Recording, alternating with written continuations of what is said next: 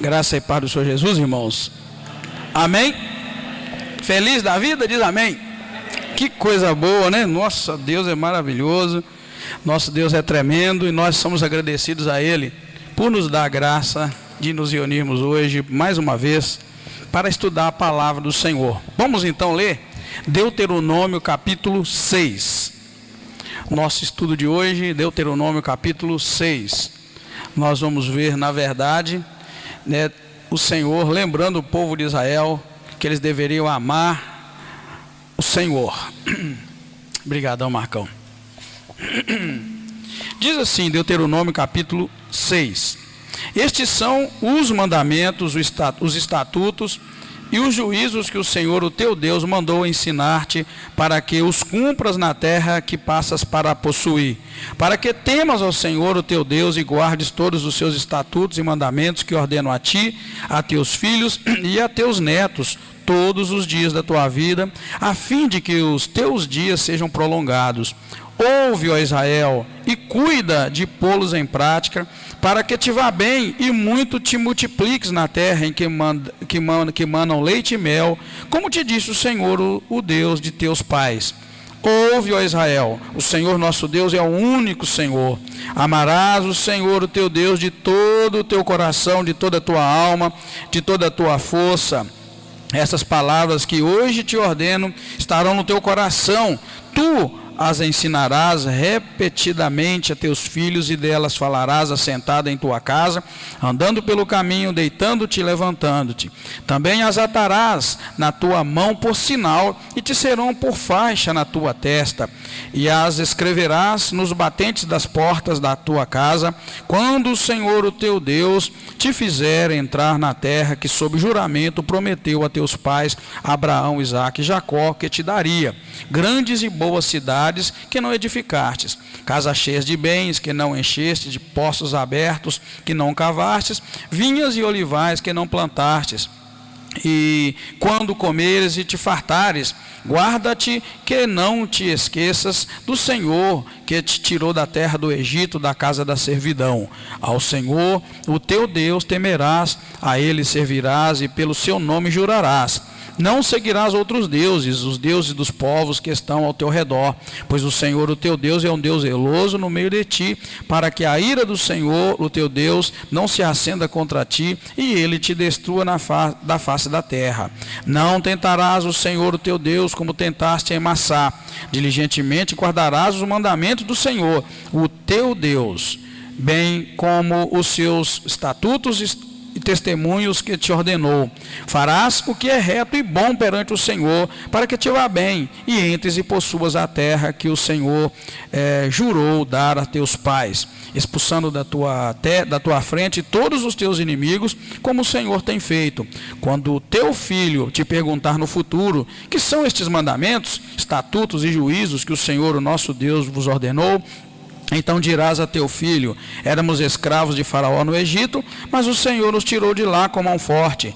À nossa vista o Senhor fez grandes sinais e terríveis prodígios contra o Egito, contra Faraó e contra toda a sua família. Ele, porém, nos tirou de lá para nos trazer à terra que com juramento prometera a nossos pais. O Senhor nos ordenou que cumpríssemos todos estes estatutos para temermos ao Senhor, o nosso Deus, para que tudo nos corra bem, para nos guardar em vida como hoje se vê. E será justiça para nós, se cuidarmos de cumprir todos estes mandamentos perante o Senhor, o nosso Deus, como Ele nos tem ordenado. Amém? Vamos orar? Pai querido, muito obrigado, meu Deus. Nós somos agradecidos ao Senhor pelo privilégio de acordar com vida neste dia. Te agradeço, meu Deus, agora porque podemos abrir a palavra e nela meditar. Pai querido, sustenta-nos na tua presença e fala conosco nessa noite através do estudo da palavra do Senhor. Muito obrigado mais uma vez. Te agradeço por cada vida que aqui está. Te agradeço por cada pessoa que vai, ó Deus, acompanhar esse estudo pela internet. Que o teu Espírito Santo possa falar com cada uma delas. Te agradeço desde já por tudo, em nome do Senhor Jesus Cristo. Amém. Pode sentar, irmãos. Deixa eu só dar uma melhorada aqui. Deixa eu ver, o menino foi embora. Então deixa eu dar uma melhorada só no som para o meu ouvidinho aqui, Que o meu ouvidinho também merece, né, irmãos? 1, 2, som. Aí, melhorou, graças a Deus. Vamos lá então no estudo? Que estudo maravilhoso, né, irmãos? Amém? Amém? Você está gostando? Diz amém. E eu vou ser sincero para você, eu estou gostando, acho que mais do que você, que eu estou aprendendo mais do que você, porque quando eu vou estudar lá para preparar, né, eu começo a anotar, rabiscar a Bíblia. Mas vamos lá. Então o que nós vamos encontrar hoje neste capítulo 6, assim como nos capítulos sequentes que vão seguir também? Nós vamos ver que Deus continua dando mandamentos a Israel. Mas o que a gente pode notar, irmãos, é que o temor a Deus inclui praticar seus mandamentos.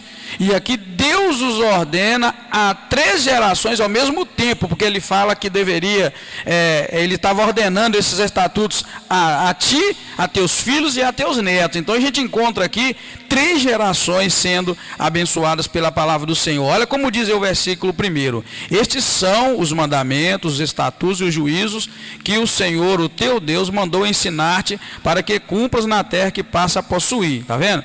Aí ele vai e diz: para que temas ao Senhor, o teu Deus, e guardes todos os teus estatutos e mandamentos que ordeno a ti, a teus filhos e a teus netos todos os dias da tua vida, a fim de que os teus dias sejam prolongados. Então Deus aqui está falando e estendendo para 3 gerações ao mesmo tempo, para quem ouvia, para os filhos deles que ouviam, para os netos deles. Isso, irmãos, vem nos chamar a atenção quanto à importância que a gente tem de testemunhar em casa. Eu não sei quantos pais aqui, né, e aqui no caso até avós, porque quando fala para ti, para teus filhos e para teus netos, então são 3 gerações. Eu não sei quantos de vocês aqui têm o costume de falar do amor do Senhor para os filhos e para os filhos dos filhos, que são os netos. É o que Deus está querendo estender aqui para nós. E na verdade, ver netos, a maioria de nós vai ver netos.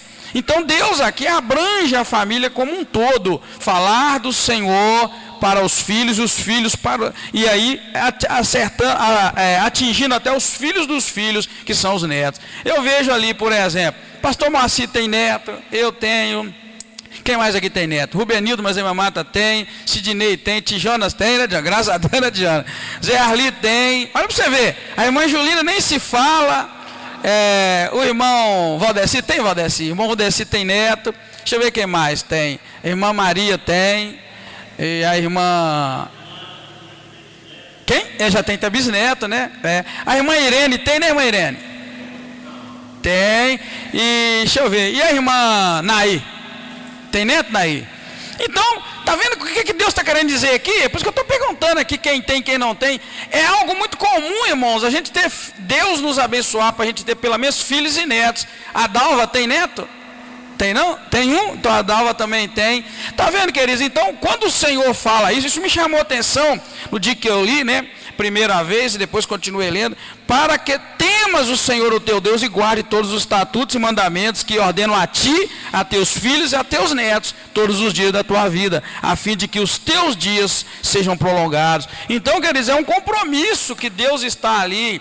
Isso é uma aliança. Os irmãos têm que entender que essas leis que Deus deu a Moisés para dar a Israel fazem parte do pacto que Deus já havia prometido com Abraão. Se estendeu até Isaac, até Jacó. E aqui estão os filhos de Jacó, que na verdade não são filhos, né? São bisnetos, sei lá o que são deles já.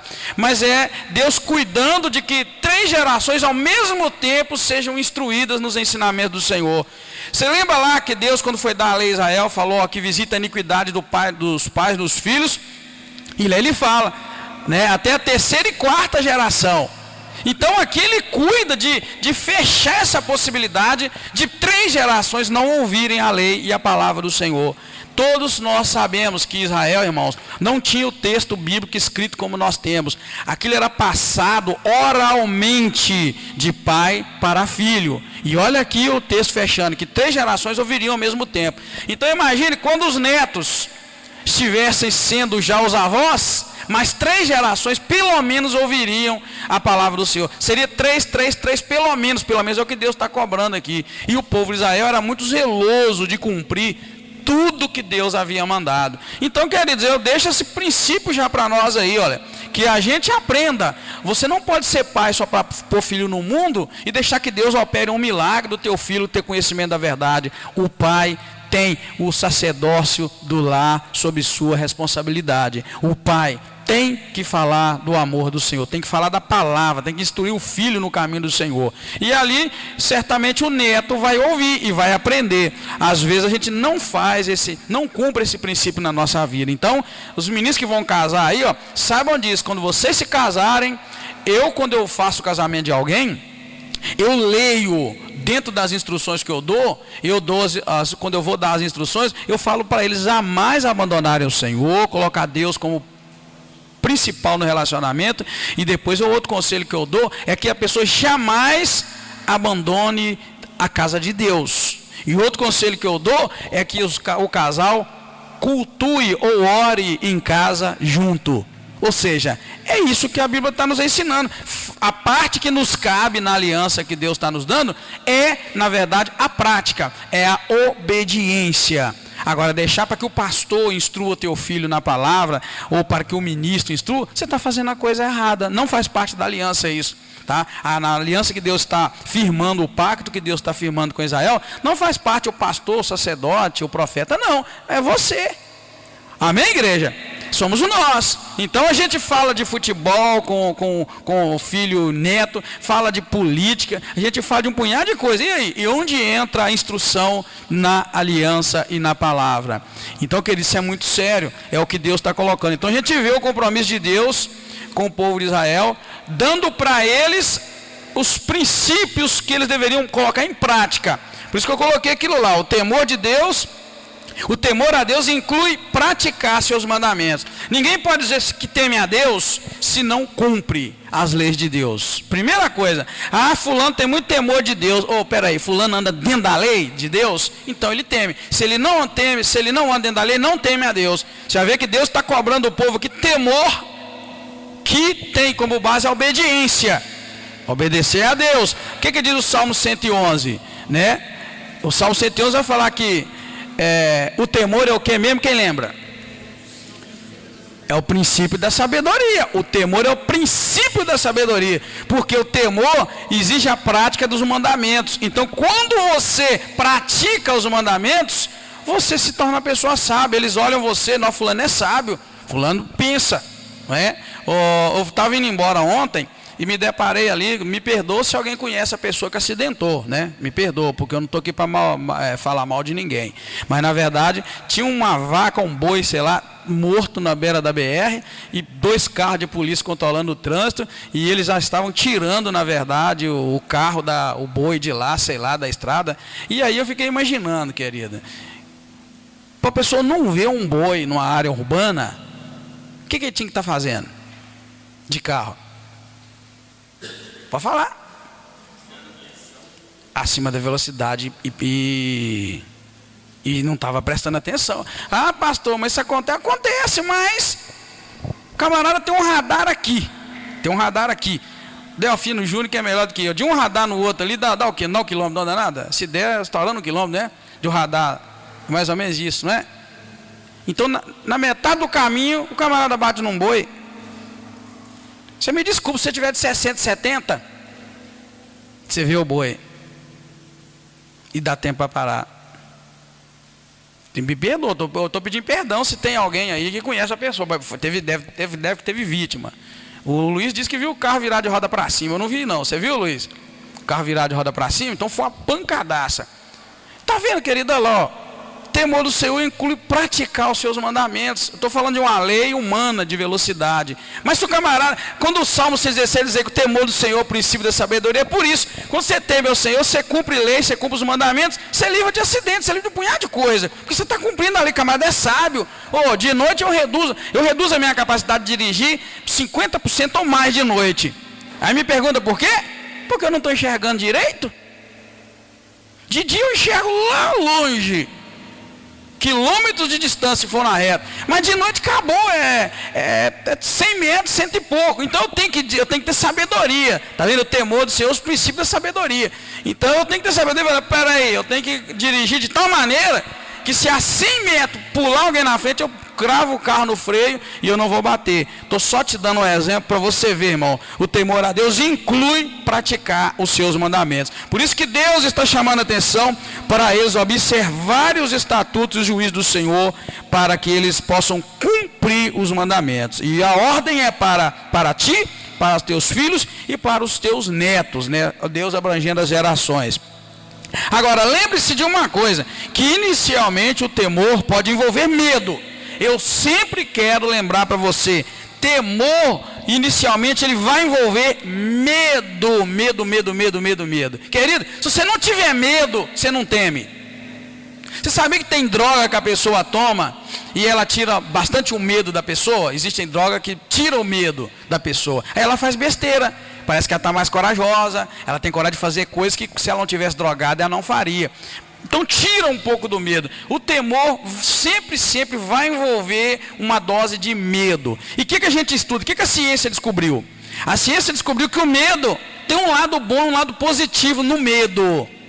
Porque por a gente ter medo, que a gente, por exemplo, não ultrapassa alguns limites. E quando você está desequilibrado mentalmente, e você perde dose desse medo, você faz besteira. Sabia? Quem aqui já viu alguém que se cortou porque quis, voluntariamente? Cortou parte do corpo. É aquela pessoa, vamos ser sinceros, você teria coragem de se cortar? Por que que não? Por que você não se cortaria? Pode falar. Por quê? Pode falar, é para falar mesmo. Porque dói. Por quê? Não entendi? Porque ela se ama. Então, uma pessoa quando resolve cortar ela mesma, primeira coisa que ela perdeu, esse senso de dói. Perde o medo da dor. Corta. Então, querido, o medo faz bem, tá? Você liga um fogo lá, acende um fogo lá na sua casa, você não vai ver se ele está quente, põe a mão lá em cima e fica esperando, não. Por que você não põe a mão no fogo lá na sua casa, no fogão? Você tem medo de queimar, não é? E por aí vai, o medo nos ajuda. A gente não anda pulando de ponte aí, porque a gente tem medo. O medo faz bem, o medo ajuda. E eu quero dizer que o temor a Deus vai envolver uma dose de medo também, medo das consequências de não fazer o que Deus agrada que se faça. Então esse negócio aí de pensar que temor não é medo, já disse, isso é uma estratégia do diabo para nos levar a pecar. Porque quando eles falam que temor não é medo, você também não tem medo de Deus, então aí está essa turma hoje que não teme a Deus, que não tem medo de Deus, a Deus não faz nada mesmo. E eu disse que para a maioria de nós Deus nem existe. Para a maioria de nós, Deus é um amigo imaginário, só está na imaginação. Então é por isso que a gente vive e faz o que faz, porque a gente não tem essa consciência que Deus existe. A gente precisa pensar seriamente nisso, tá bom? Então lembre-se que inicialmente o temor vai envolver medo, mas este sentimento de medo, quando exercitado, né, no caso em relação a Deus, leva à sensação de admiração, leva também ao comprometimento e leva ao deleite em conhecer a pessoa temida, que neste caso é Deus. Deus fez tudo isso com Israel, Deus deu regras para Israel, Deus deu proibições para Israel, irmãos. É porque na verdade as bênçãos de Deus, todas elas estão condicionadas à lealdade. Por isso que Deus está dando um conjunto de proibições, que são as leis para Israel. Por quê? Porque a bênção de Israel estava condicionada à lealdade. Ou seja, o povo tinha que obedecer a Deus, se o povo quisesse usufruir das bênçãos que Deus tinha. Um pacto, uma aliança, um contrato, ele tem duas partes, não é? Tem a parte do contratante e a parte do contratado. Tudo ali escrito. A lei de Deus é a mesma coisa. A Bíblia, querido, é a parte que Deus está nos instruindo o que devemos fazer e não fazer para Ele nos abençoar. Então, na verdade, temor a Deus tem que envolver tudo isso, porque, na verdade, quem atingiu um grau de temor a Deus vai notar que quando a gente exerce o temor, mesmo ele envolvendo medo, vai te levar à admiração. Você começa a admirar a Deus, você se compromete com Deus e você se deleita na pessoa de Deus. Aí sim, aí o temor vira algo prazeroso. Aí você para de pecar, porque você teme a Deus, mas você chegou a esse nível lá do deleite, então você vai fazer porque você ama a Deus. Agora não é porque ninguém te obriga, não é porque a igreja obriga, e nem mesmo porque está escrito aqui na Bíblia que se você fizer aquilo você vai morrer. Não, você caminhou. Primeiro você tinha medo, depois você passou exercitando o medo, você começou a ter aquela sensação de admiração por Deus que te causava medo, né? E depois você passa a ter comprometimento com Deus por causa desse temor, você vai largando a prática do pecado, e é uma linha, a pena que a gente não pode agarrar aqui para te dizer, mas é assim mesmo que você abandona o pecado, irmão. Você abandona o pecado, a partir do momento que você começa a temer a Deus. Uma das coisas que é muito terrível na vida de crente, e a gente precisa sempre buscar mudar isso, é quando você pensa, por exemplo, não importa o que eles pensam de mim, eu estou bem com Deus. Aí prova que você não está bem com Deus nada. Porque a pessoa, quando está bem com Deus, ela adquire um prazer, uma admiração tão grande por Deus e um deleite tão grande na pessoa de Deus, que ela passa a se preocupar até com o que as pessoas estão pensando dela. Tá? E sim, isso é onde o temor nos leva. Você começa a ter prazer. Aí quando alguém olha para você e fala assim, essa roupa aí não é de crente não. Ao invés de você ficar com raiva da pessoa, sabe o que você faz? Você tem tanto deleite em fazer vontade. Eu vou, que bom. Aí você passa a usar aquela roupa que a pessoa acha que crente usa. É assim. Quando alguém chega e fala, bate o senhor, esse lugar aí, crente não vai não. Sabe o que você faz? Você não briga, você não esperneia, você nem discute com aquela pessoa não. Você tem tanto deleite na pessoa de Deus, que você, é assim, então, vou parar com isso, não vou usar.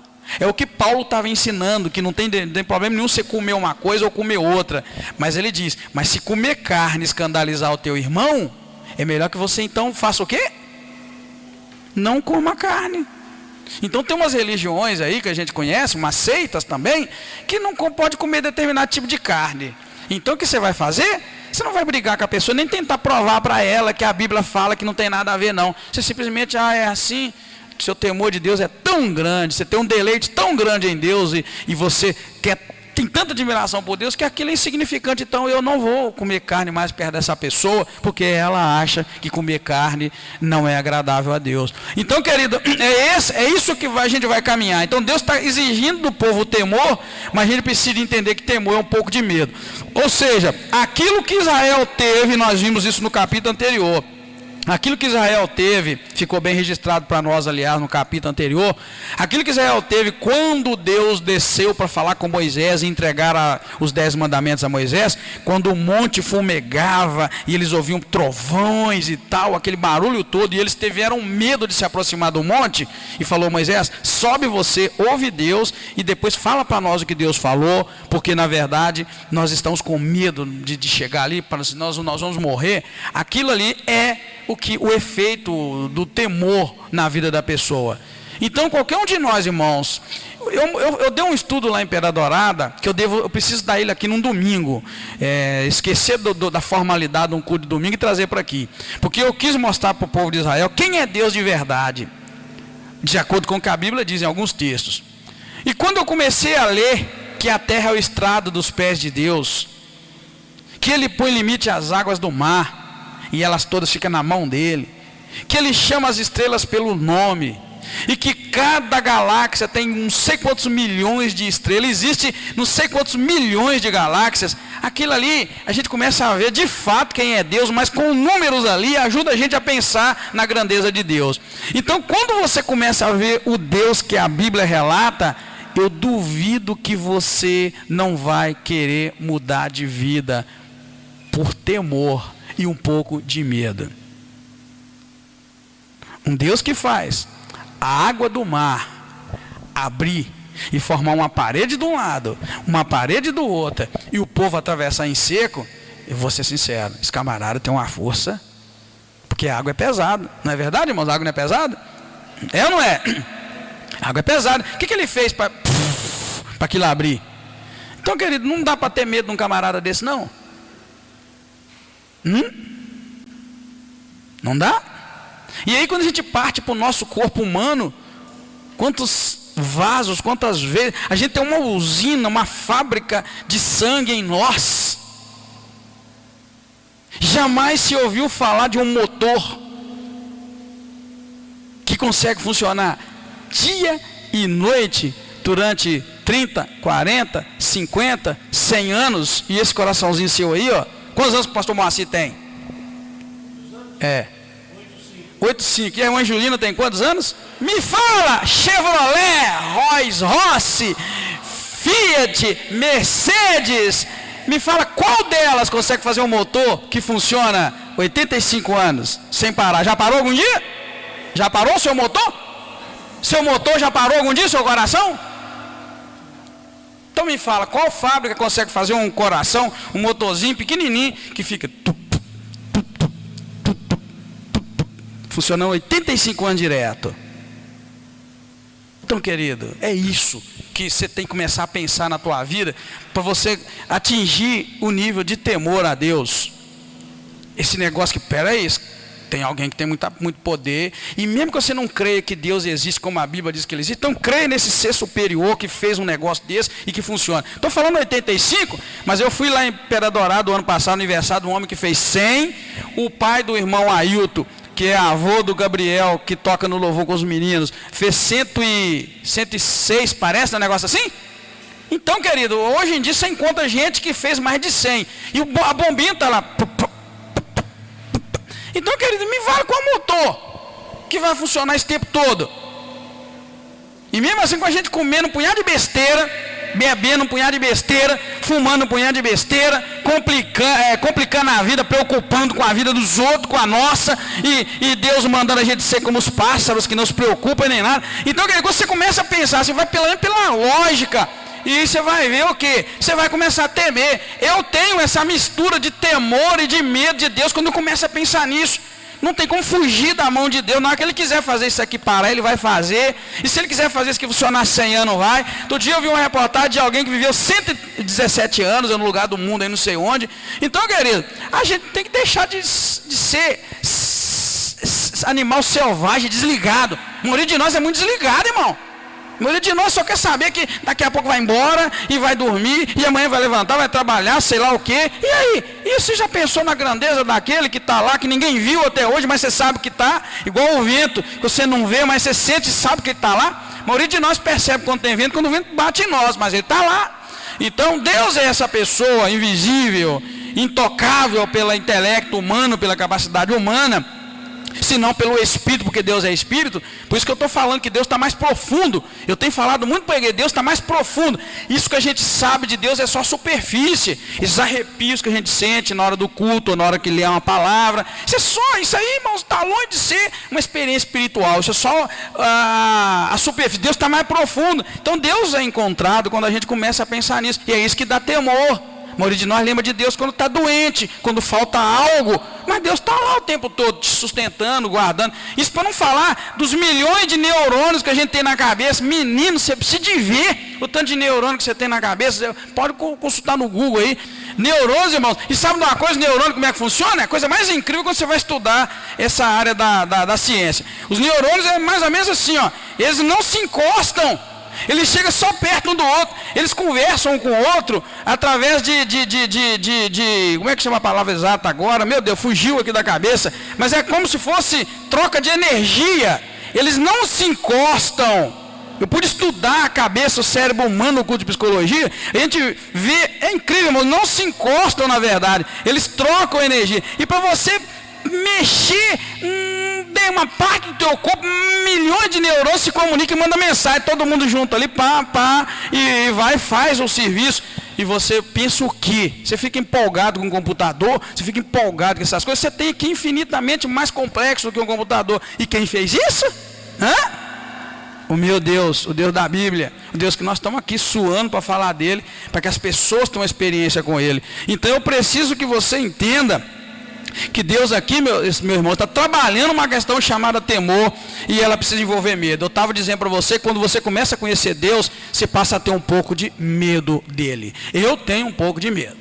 Quando eu começo a pensar, eu falo, o quê? É melhor andar fininho com ele, porque ele é muito poderoso.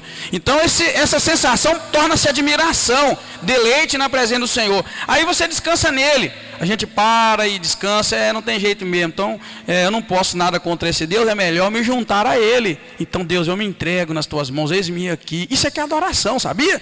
Adoração é isso, Deus, eu me entrego a ti. Aí você começa a aprender. O que Deus está querendo ensinar para Israel dentro desse conjunto de leis? São regras que Ele estava pondo para que Deus, esse Deus Todo-Poderoso, pudesse livrá-los e abençoá-los o tempo todo. E é exatamente o que Deus está querendo te dizer. Por isso que eu sou contra as campanhas de oração que a gente faz para obter algo de Deus. Com Deus não se faz esse tipo de jogada. Você descobre o que Deus manda, você cumpre e Ele vai te abençoar. É um pacto, é uma aliança, é um contrato mais ou menos assim. Então Deus, irmãos, fez tudo isso porque as suas bênçãos estão condicionadas à lealdade, tá? Se você puder voltar um pouquinho lá em Deuteronômio capítulo 4... quando Moisés vai exortar o povo à obediência, e lá eu disse para vocês que nós encontramos alguns pilares, e a base do que Deus estava falando para o povo de Israel era a fidelidade. Olha o que diz o capítulo 4: agora, ó Israel, ouve os estatutos e os juízos que eu vos ensino para os cumprirdes. Aí olha, para que vivais e entreis para possuir a terra que o Senhor, o teu Deus, o Deus de vossos pais vos dá. Olha bem, nada acrescentareis ao que vos ordeno e nada diminuireis, para que guardeis os mandamentos do Senhor, o vosso Deus, que eu vos ordeno. Ou seja, tudo aqui está condicionado em ouvir, cumprir, guardar, sem acrescentar, sem diminuir, para que vivam e que possuam a terra. Ou seja, a condição é a lealdade. Quer algo de Deus? Seja leal, seja fiel. A condição é a fidelidade, é a lealdade, tá bom, irmãos? Bem, toda a instrução que Deus estava dando visa tão somente a vida longa, a vida plena e a prosperidade do povo obediente. É isso que visa. Então, se você olha para as leis de Deus, veja bem, se você olha para as leis de Deus, quantos aqui, meus irmãos, pensa no que eu vou dizer, não precisa nem de levantar a mão nem nada, mas quantos aqui já acharam que ser crente é difícil, que é cheio de proibição? Eu já. Só depois é que eu me dei conta que tudo isso que Deus faz é porque Ele tem promessa para quem é obediente. Então, na verdade, você não é obrigado a cumprir o que Deus faz, mas a única coisa que você vai encontrar na Bíblia é que tem promessa para quem é obediente. Então, se você quer viver debaixo da promessa de Deus, começa a ser obediente a Deus. Você vai ver o mundo te incentivando a não obedecer. Você vai ver as práticas deste mundo. Você vai ver igrejas e religiões te incentivando a não obedecer. Você faz o que você quiser da sua vida. Mas tudo que Deus fez foi, na verdade, instruindo o povo. Porque tem, aliás, dentro da lei, dentro do cumprimento da lei, tem promessas. Tem prosperidade, tem vida longa, né? E eles apenas tinham que ouvir os mandamentos, amando o Senhor de todo o coração, ou seja, integralmente, e ensinando os mandamentos do Senhor repetidamente aos filhos. E o mais incrível é que Deus manda eles ensinarem assentando, andando, deitando ou se levantando. Olha o compromisso de Deus, e Deus te cobrando compromisso com a palavra dele dentro da sua casa, dentro do seu lar. Lembra lá que nós começamos dizendo que Deus abrangia 3 gerações? Deus está falando para você, para os seus filhos e para os seus netos. E agora ele vem e diz tudo isso a partir do versículo 3, como nós vimos ali, tá? Manda ouvir. Versículo 5, manda amar o Senhor de todo o coração. E o versículo 7 manda ensinar repetidamente aos filhos. Só que manda ensinar e falar, na verdade, né? Olha bem, verso 7: tu as ensinarás repetidamente a teus filhos, e delas falarás assentado em casa, andando pelo caminho, deitando-te e levantando. Ou seja, Deus te pede para falar os estatutos dele o tempo todo. Eu não sei se vocês notaram, mas eu tento viver assim, principalmente com a geração mais novinha, pequenininha. Quando tem uma criança na igreja e nasce, igual a gente tem visto várias nascer, eu nunca pego na mão dessa pessoa sem dar a paz do Senhor, desde novinha. Às vezes a pessoa não sabe nem falar, paz do Senhor, irmã, porque eu quero instruir no caminho do Senhor. Então tudo em nós tem que ser instruir o outro no caminho do Senhor. Então sua conversa, seus bate-papos tem que ser instruindo no caminho do Senhor. Pastor, mas nós não vamos poder falar de futebol nem de nada? Pode, mas na hora que você estiver falando de futebol, instrua alguém nos caminhos do Senhor. Pastor, não posso falar de política também não? Ué, se você gosta de falar, fale. Mas, dentro da tua conversa, instrui alguém no temor do Senhor. Você pode falar de tudo. Deus está mandando você viver só. E aquele crente enjoado que sentando, andando pelo caminho, levantando e deitando. Deus. Não, aí você vai ficar louco. Que está dizendo aqui, em tudo você deve instruir. Instruir o teu vizinho, instruir a pessoa com quem você convive no caminho do Senhor. Ou você bate uma nota, que você começa um assunto com alguém, você faz assim. Pensa assim, ora, como é que eu vou poder instruir essa pessoa nos caminhos do Senhor? Pronto. Deus vai te dar uma chance. Aí lá na FEPAM, você entra com a instrução do caminho do Senhor. É isso que está falando, e não para por aí não. Na verdade, irmãos, eu não sei se eu anotei ali, mas eu acho que eu devo ter anotado do outro lado, que o Senhor ainda cobra deles algumas estratégias. Isso mesmo, olha. Também eles deveriam usar algumas estratégias, como amarrar trechos da lei na mão, por faixa na testa, escrever nos umbrais das portas, porque o Senhor os estava dando cidades que eles não edificaram e casas que eles não construíram. Por isso eles não deveriam se esquecer do Senhor. Olha bem, né? Está falando aqui, é muito bonito quando a palavra vai instruir dessa maneira. Olha o versículo 8. Também as atarás na tua mão por sinal, e te serão por faixa na tua testa, e as escreverás nos batentes das portas da tua casa, quando o Senhor o teu Deus te fizer entrar na terra, que sob juramento prometeu a teus pais Abraão, Isaque e Jacó, que daria grandes e boas cidades que não edificasse, casas cheias de bens que não enchesse, poços abertos que não cavastes, vinhas, olivais que não plantastes. Está vendo? E Deus vai cobrar deles, não esqueça do Senhor. Então o que Deus está cobrando aí? Está cobrando deles viverem, praticarem, ouvirem, ensinarem a palavra, amarem ao Senhor acima de todas as coisas, e algumas estratégias. Começa a escrever a lei na tua mão, como faixa na tua testa, ou seja, para que você veja. Escreve nos umbrais da tua casa. Tudo isso porque Deus lá na frente vai dizer, para que vocês não se esqueçam. Veja o versículo 12. Guarda-te, olha bem, verso 11. Quando entrares e comeres e te fartares na cidade que o Senhor te dá, verso 12. Guarda-te que não te esqueça do Senhor, que te tirou da terra do Egito, da casa da servidão. Olha, querido, estratégia para lembrar do Senhor. O que te faz lembrar de Deus? Você tem alguma estratégia? Está falando aqui. Você tem uma estratégia de se lembrar de Deus? Deus está mandando escrever lá, está vendo? De quanto é forma. Na verdade, o povo de Israel levou isso tão a sério que Jesus chegou até a criticar eles depois, tá bom? Se você ler lá em Mateus 23, 5, eu coloquei aquilo ali, porque na verdade a gente vai ver que essa prática Israel levou com eles. Mateus 23, verso 5. Mateus 23, versículo 5 vai falar assim. Na verdade, o Senhor estava censurando, né, os mestres da lei e os fariseus. Olha, tudo o que fazem é para serem vistos pelos homens. Alargam os seus filactérios e alongam as franjas das suas vestes. Se você for pesquisar, os filactérios eram, na verdade, escritas, né, de orações e de termos da lei do Senhor que eles escreviam. Então está dizendo que eles, para aparecer, eles alargavam aquilo e as vestes, para que todo mundo visse eles de longe, como se fosse um aspecto de santidade. Mas veja bem, qual estratégia você usa para lembrar da lei do Senhor, da Bíblia e da palavra de Deus? Tem alguém que usa alguma estratégia? Pode falar. O que você usa? Qual estratégia você usa? Eu disse para vocês que eu fui para os Estados Unidos e eu não queria ir. Eu não queria ir porque na minha cabeça eu tinha que ficar aqui. Aqui eu ia essa igreja ia me mandar para o seminário, eu ia estudar teologia. E tudo que Deus fez comigo lá eu pensava que era aqui. Então eu não queria ir. Fiz todas as provas para não ir. E eu li a Bíblia toda, de Gênesis a Apocalipse, em 64 dias, anotando muita coisa. Eu já disse para vocês, 64 dias é 2 meses e 4 dias.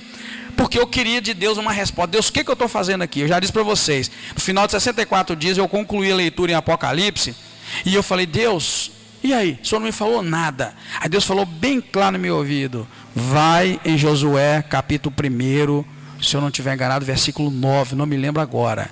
Eu fui lá, quando eu abri a Bíblia, a palavra está dizendo, seja forte, muito corajoso, não aparte da tua boca o livro dessa lei, medita nessa lei de dia e de noite, Sabe o que eu fiz com isso? Quando Deus me falou aquilo, eu fiquei até pasmado e falei, Deus, mas por que o Senhor não me falou quando eu li lá, quando eu passei lá? Não me pergunta, mas Deus não falou. Mas eu peguei esse texto, escrevi, eu tenho ele na minha casa até hoje. Um dia eu posso mostrar para vocês.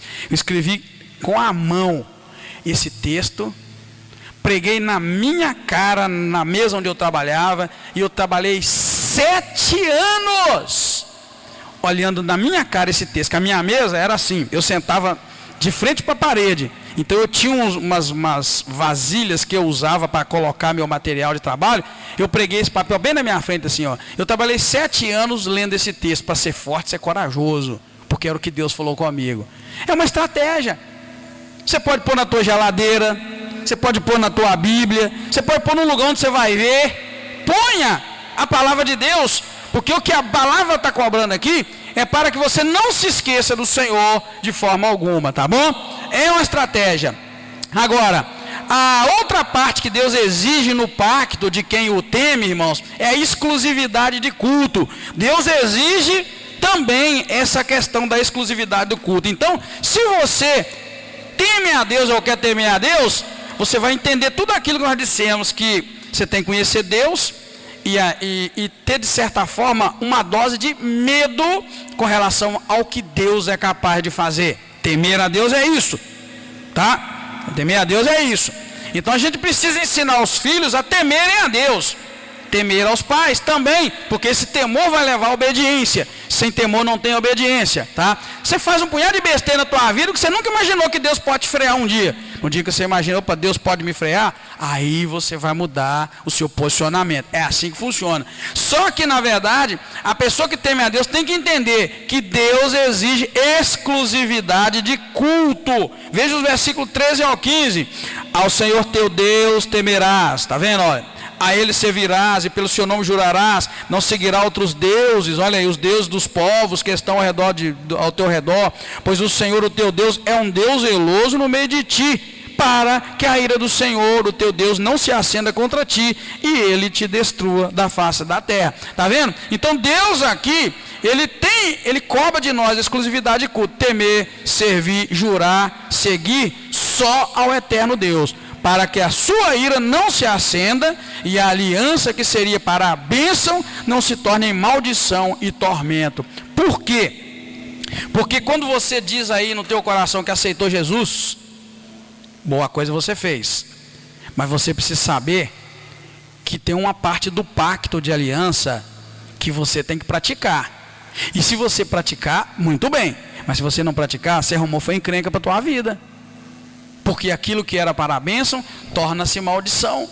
Por isso que esse texto está mostrando para nós essa questão séria, de você praticar a lei do Senhor. O versículo 15 conclui, Deus é um Deus zeloso no meio de ti, para que a ira do Senhor, o teu Deus, não se acenda contra ti, e ele te destrua da face da terra. Uma coisa, os irmãos estão acompanhando o estudo, estão vendo. Deus fez tudo de bom que ele fez com Israel, por um motivo. Porque ele escolheu Abraão e disse que abençoaria Abraão. Não é isso, irmãos? Amém? Mas pare e pensa, aqui está dizendo que se eles não cumprirem os mandamentos, a ira de Deus se acenderia contra eles. Então, aquilo que parecia ser bom, torna-se mal. Está vendo? É esse o relacionamento que a gente precisa entender. O que nos faz temer a Deus? Você saber que você está numa encrenca rascada. Deus te deixa fazer o que você quiser. Mas se você faz a vontade dele, bênção. Se você não faz, encrenca. E olha bem, para e pensa. Quando Israel andava bem com Deus, estava fiel a Deus, cultuando a Deus, adorando, sem murmurar, o que Deus fazia com eles? Pode falar. Coisa boa ou ruim? Hein? Não, quando eles estavam bem com Deus, o que Deus fazia? Coisa boa ou ruim? E quando eles desobedeciam a Deus, faziam alguma coisa errada, o que Deus fazia? Está vendo, querido? Como é que é? Aquilo que, a princípio, uma aliança que seria para a bênção, pode se tornar em coisa ruim, em maldição. E o tempo todo o relacionamento com Deus é isso. Você precisa saber disso. Quantos aqui já tiveram essa experiência? Quando está bem com Deus, Deus é bonzinho, hein? Mas quando a gente dá umas bobeiras, Deus fica ruim. Já notaram isso, hein? Pois é a realidade do relacionamento com Deus. E o temor envolve todo esse conhecimento. chega num ponto que você tem prazer. Aí você não vai fazer só porque Deus vai ficar bravinho com você, porque a Bíblia está dizendo que ele fica. Eu não estou inventando isso não, irmãos. Está aqui no versículo 15: pois o Senhor, o teu Deus, é um Deus zeloso no meio de ti, para que a ira do Senhor, o teu Deus, não se acenda contra ti, e ele te destrua da face da terra. É a parte do pacto. Cumpre, eu te abençoo. Não cumpre, eu te fumego. Que dá uma pregação boa para domingo, não é? Vai encher a igreja, não vai a gente falar, vem cá que nós vamos falar sobre isso. Agrada a Deus, Deus se agrada de ti. Desagrada a Deus, ele te corta no pau. Mas é a verdade do relacionamento. Doe a quem doer. É o que Deus está fazendo. Então, não tem esse negócio de meio termo, não tem esse negócio de ser mais ou menos fiel a Deus, mais ou menos crente. Deus está de olho em você. Tem uma música rodando por aí, uma música, me perdoa quem gosta, muito feia, uma música tem Bíblia, não tem nada, mas tem uma intenção de ensinar.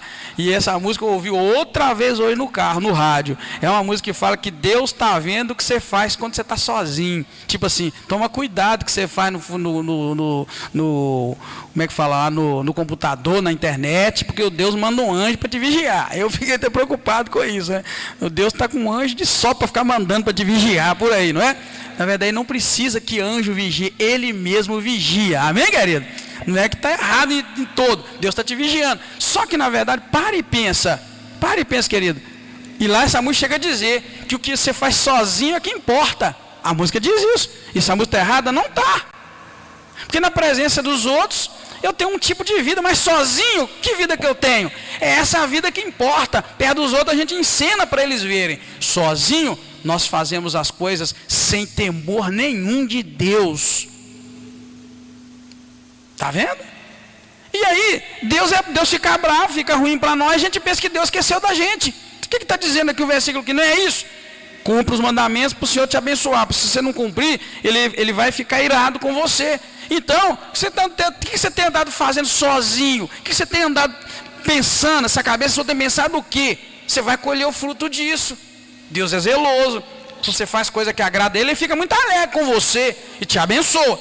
Mas se você bobia, é o contrário que vai te acontecer. Malaquias 2:2. Vamos ler.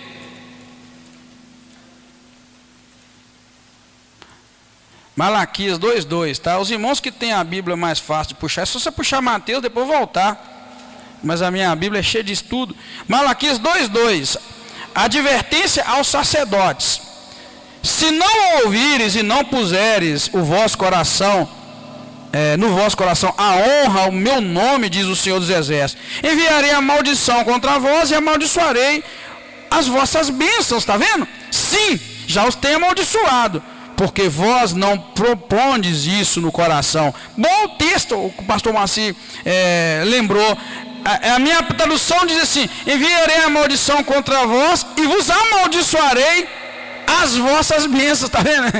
Está claro, nem eu que estou inventando. Tem gente que às vezes pode ficar com raiva, né, pastor Maci? Pensar assim, não, mas esse pastor é dos antigos, né? Ele tem umas ideias bobas. Não é.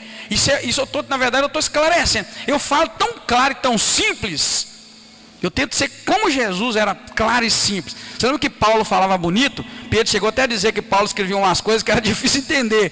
Eu tento ser como Jesus falava, às vezes entendia tudo.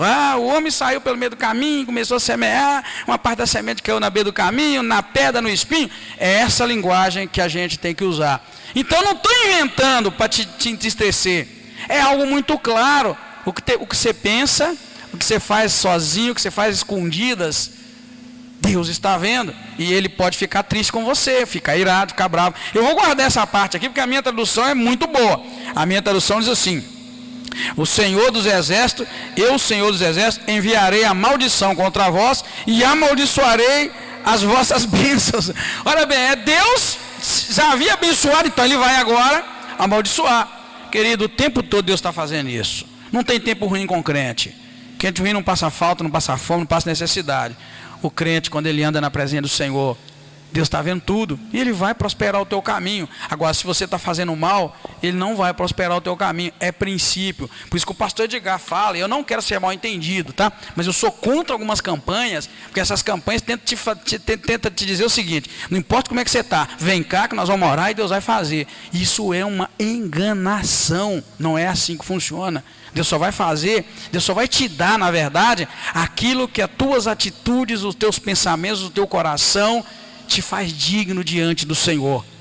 Tá bom? Não vai na onda dessas coisas aí que pode vir que Deus vai. Não é assim. Isso é enganação. Isso é para roubar teu dinheiro, roubar teu tempo e te enganar. Não é assim. Princípio bíblico. Deus não dá nada para ninguém que ninguém não tenha feito algo que diante dele lhe tornou agradável ao Senhor. Ele te deu. Deus te curou um dia. Não pense que foi porque você orou muito, que não foi. Deus te curou um dia, porque Ele olhou e disse: eu vou curar meu filho, vou curar minha filha. Tá bom? E Ele vai te curar no momento que Ele olhar também e ver: está na hora, eu vou curar aquela pessoa ali. Eu estou vendo o coração, estou vendo. E se Deus também não te curar, não pense que é porque você está muito ruim, não. É porque na verdade Deus tem os seus propósitos, até mesmo na doença, na enfermidade, na falta, na luta.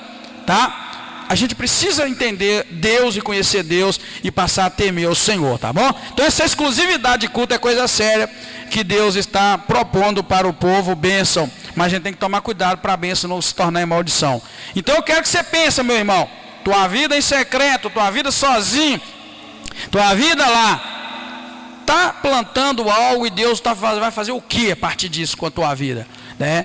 Porventura você começar a colher as consequências daquilo que são ruins, não tem outra saída. O jeito é mudar e o jeito é consertar. Eu gosto muito desse texto aqui, de Tiago, que diz assim, quer ver? Ó? Pode abrir sua Bíblia em Tiago, se você puder. Eu amo esse texto, tá? Tiago capítulo 5, verso 13 para frente, que vai falar sobre a oração da fé. Tiago capítulo 5. Diz assim, olha, versículo 13: está alguém entre vós aflito? Ore. Está alguém contente? Cante louvores. Está alguém entre vós doente? Chame os presbíteros da igreja e orem sobre ele, ungindo-o com óleo em nome do Senhor.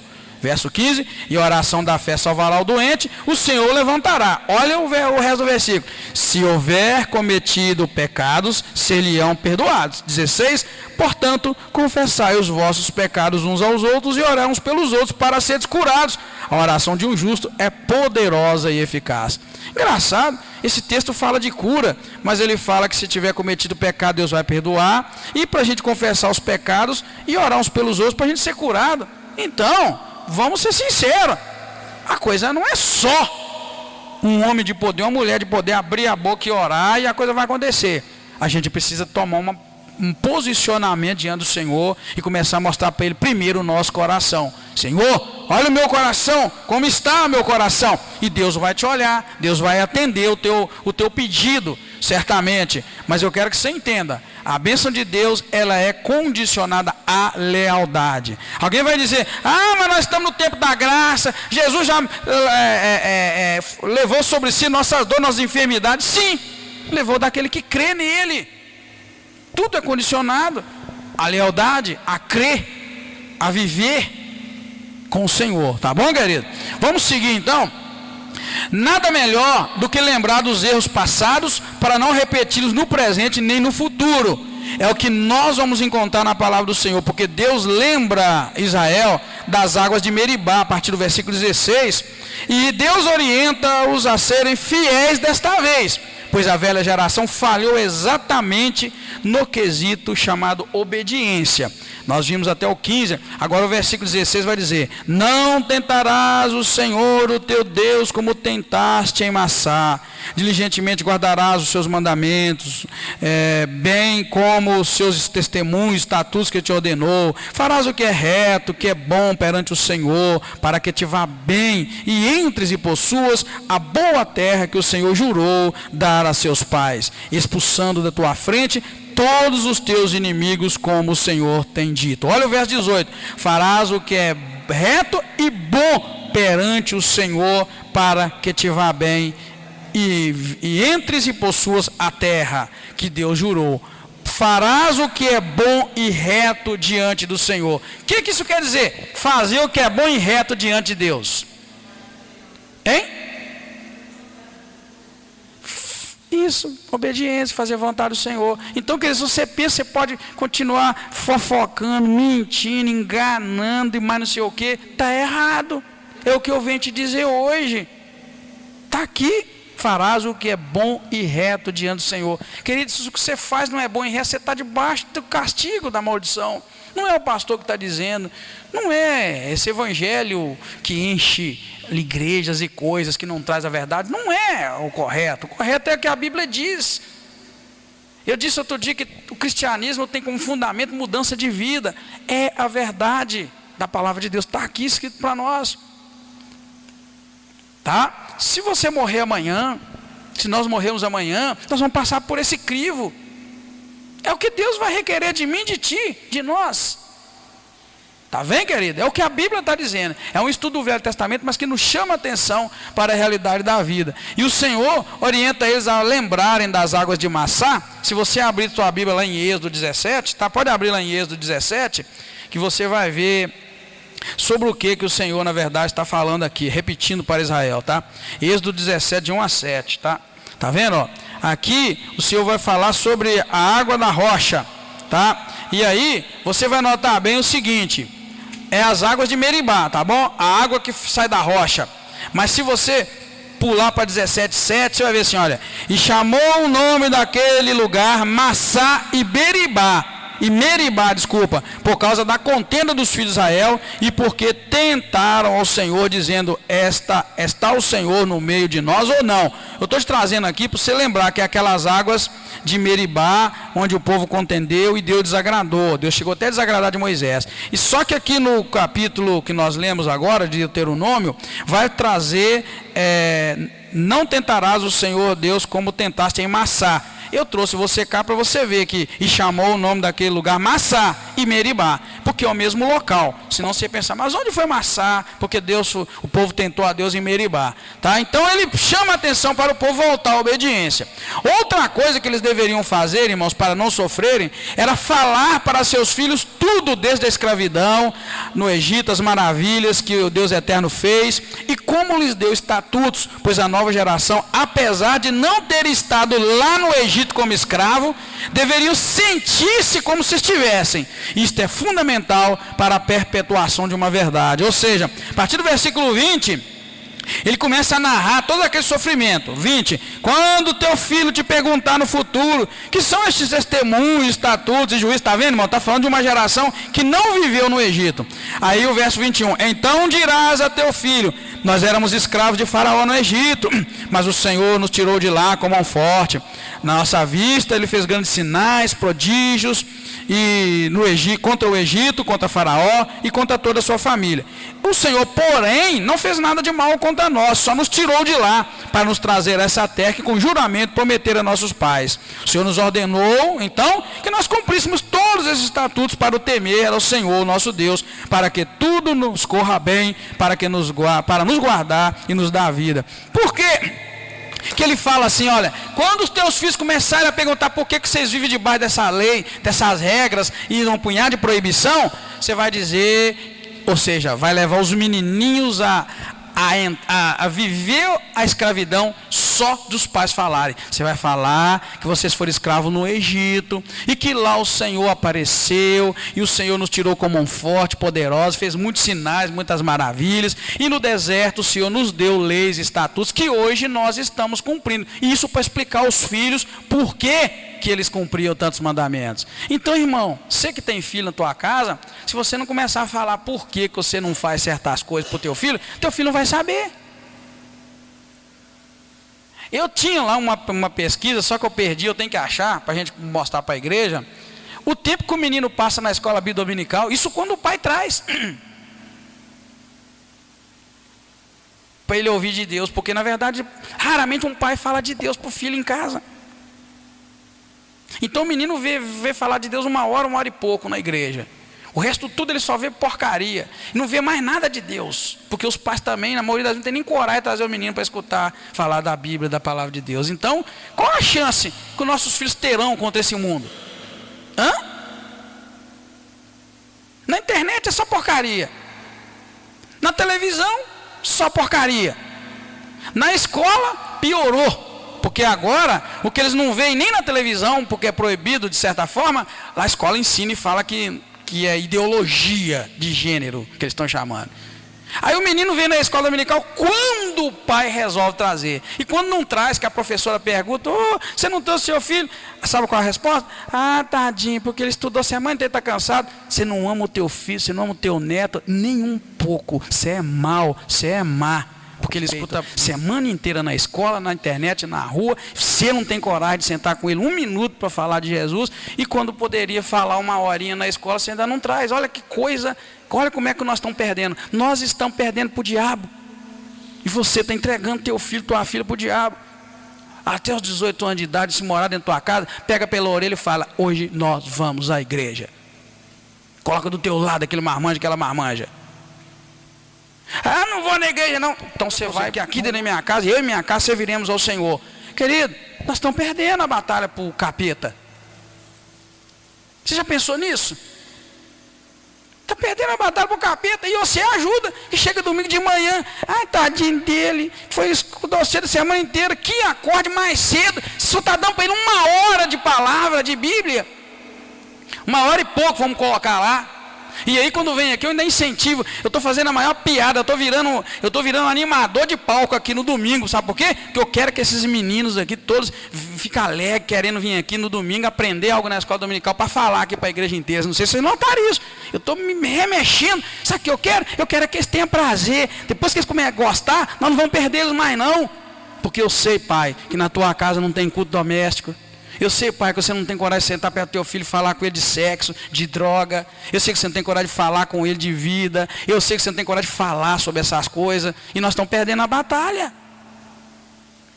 O diabo está oferecendo para o teu filho 4 horas na escola, mas não sei quantos em casa. 4 horas de segunda a sexta dá quanto, hein? São 5 dias, né? Segunda, terça, quarta e quinta e sexta. Então o diabo está dando 5 vezes 4, está dando 20 horas de instrução para o teu filho. E você está dando quantas na palavra? O que você espera do teu filho, da tua filha? Aí vem a igreja, enche de programa, culto na segunda, e culto de oração quarta, estudo quinta, e oração sexta, culto sábado, escola dominical, e nós oferecemos 7 oportunidades para você. Você não pega nenhuma. Ainda vai falar que está ficando dozinha dele. Nós não precisamos mudar isso, irmãos, amém? Tem que mudar. Ou então você dá para o teu filho lá 1 hora de Deus todo dia, pelo menos. Aí nós vamos começar a equilibrar a luta. Estão perdendo, querido. Sim. E vou ser sincero, Delfino Júnior, eu estou 32 anos nessa caminhada, ou 31, não sei. E que toma na cara é o pobre do pastor. O pastor é ruim, o pastor não apoiou, o pastor não fez. E o líder então toma na cara feio que o líder não visitou meu filho, visitou. Não é que o filho te visitou, não é que nós não damos conta. É sério, querido. Isso é uma coisa que a gente tem que falar isso mais vezes, para você entender o que Deus está chamando a atenção ali. Essa exclusividade que ele pede. E quando ele começa a falar, explica para o teu filho quando ele perguntar, mas eu quero que você faça o teu filho ir lá no Egito, porque ele não estava no Egito. Eu quero que você leve o teu filho lá no Egito e mostra para ele como é que você sofria no Egito. É isso que está dizendo aqui, querido. Quando o teu filho, verso 20, quando o teu filho perguntar no futuro: ô pai, mas que estatutos são esses? Que juízos são esses? Tipo, ô pai, por que nós temos que fazer tanta coisa que Deus mandou? Aí olha, primeira coisa, 21, você vai falar para eles: nós éramos escravos no Egito. Tá vendo, querido? Ou seja, o seu filho não sofreu, mas lá os meus filhos sofreram. Então você vai mostrar para ele, tem que sentir na pele. É por isso que eu coloquei ali, deveria, como eles, apesar de não terem estado lá no Egito, deveriam sentir como se estivesse. E por isso que eu coloquei de negrito ali, Isso é fundamental para a perpetuação de uma verdade. Ou seja, teu filho já te ouviu dizer por que você é crente? Teu filho já te ouviu dizer por que a gente não frequenta botecos? Teu filho já te ouviu dizer por que igreja é um lugar, um ambiente hostil, cheio de não pode? Não, talvez você perdeu o teu filho, ou está à beira de perder, porque nunca teve coragem de dizer: olha meu filho, nós somos escravos no Egito. Como que eu vou dizer isso lá? Do jeito que eu já disse para minhas meninas: olha, eu era pecador, vivia perdoa, quase que eu falei aquela palavra que não podia, eu vivia lá, por isso que eu vivo do jeito que eu vivo, eu escolhi viver. Assim, tá vendo? Em outras palavras, eu estava dizendo, ó, eu fui escravo no Egito, fui escravo da bebida, fui escravo do pecado, escravo da mentira, eu vivia na miséria em todas as áreas da vida, filho. Por isso que eu vivo assim hoje. De que elas começaram a dizer que igreja é ruim, que igreja é isso, eu peguei e mostrei para elas, eu vivia escravo do pecado, e lá não presta, o Egito não presta, não queira ir para o Egito. É isso que eu estava dizendo para elas. Agora, às vezes a gente não consegue pegar a palavra e colocá-la em prática, querido, então a gente sofre. Aí nossos filhos aprendem o que a gente ensina, ou o que a gente permita, porque o que a gente permite que eles aprendam. Vou repetir, nossos filhos aprendem o que a gente ensina, ou aquilo que a gente permita que eles aprendam. Tá? O assunto não é esse, mas eu nunca vi ninguém que viveu na minha geração e na geração de algum de vocês, que apanhou de chinelo, que apanhou de correia, que apanhou de mangueira e que morreu por isso. Quantos aqui já apanhou de chinelo, de correia ou de mangueira? Levanta a mãozinha. Eu tenho certeza que você deve amar seu pai e sua mãe tanto quanto eu amo o meu. É ou não é? E é necessário a gente sentir isso. É necessário sentir o sofrimento do pecado, para que você aceite de Deus a direção dele, o castigo dele, que às vezes é duro, mas é para te colocar na linha, na reta. Amém, queridos? Estou trazendo só para você pensar. Como é que a gente vive hoje? Teu filho, tua filha, teu neto, tua neta precisa de Jesus. E eu duvido que aqui você consiga oferecer para o teu filho uma hora diária de palavra, de ensinamento. Então, querido, vamos começar a investir. Quero que você vá embora pensando nisso, tá? Estamos perdendo para o diabo. Os meninos ouvem 20 horas de coisa errada, mais um punhado de hora em casa errado, e você não consegue te trazer o teu filho para o único momento. Não vou esquecer nunca que você falou, é a verdade. Depois o pastor é que é ruim, o líder que é ruim, é a igreja que é ruim, mas a igreja está aí. E eu passei perto de uma igreja católica ontem, com a Ana Silvia, aberto durante o dia. Eu falei, ô Ana Silvia, eu tenho um desejo tão grande da nossa igreja ficar aberta também. Só que aí eu precisava de gente para estar aqui, porque deixar a igreja... Mas a Ana Silvia mesmo falou, ó, Edgar, mas tem gente lá dentro, ó. Eu gostaria de poder deixar a igreja aberta. Para quê? Sei lá, traz seu menininho para ficar igual ela aqui. Olha que coisa mais bonitinha. Ela, se perguntar para ela, não está sabendo de nada. Mas ela está sabendo, estou na igreja. O menino dela, o outro, tá vendo? É isso. Porta aberta. Por quê? Porque na verdade que nós estamos perdendo feio, tá? Nós estamos perdendo feio. Nós quem? A família.